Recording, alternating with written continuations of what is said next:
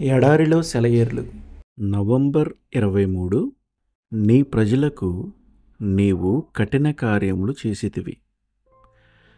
కీర్తనలు 63.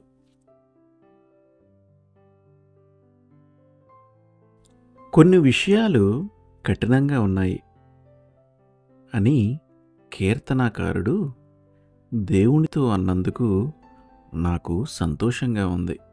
ఇందులో పొరపాటేమీ లేదు. జీవితంలో కఠినమైన విషయాలు ఎన్నో ఉన్నాయి.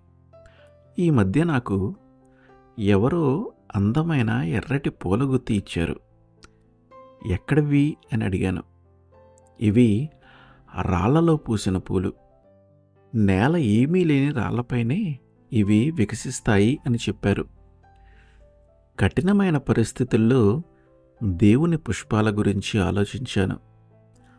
ఇలాంటి రాతిపూల కోసం ఆయన హృదయంలో గులాబీలపై లేని ఓ ప్రత్యేకమైన వాత్సల్యం ఉందేమోనని నేను అనుకుంటాను.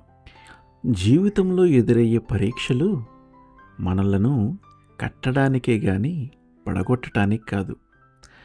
కష్టాలు ఒక మనిషి వ్యాపారాన్ని పాడు చేయవచ్చు కానీ అతని వ్యక్తిత్వాన్ని బాగు చేస్తాయి.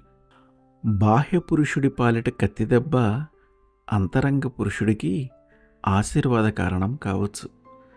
కాబట్టి మన జీవితాల్లో దేవుడు ఏదన్నా శ్రమలకు అవకాశం ఇస్తే మనకు వాస్తవంగా జరిగే నష్టం ఏమిటంటే పెనుగులాడటం ద్వారా, తిరుగుబాటు చేయటం ద్వారా మనం పోగొట్టుకునేదే.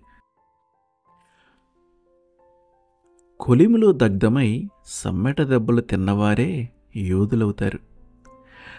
అగ్ని పరీక్ష ద్వారానే వస్తుంది శౌర్యం.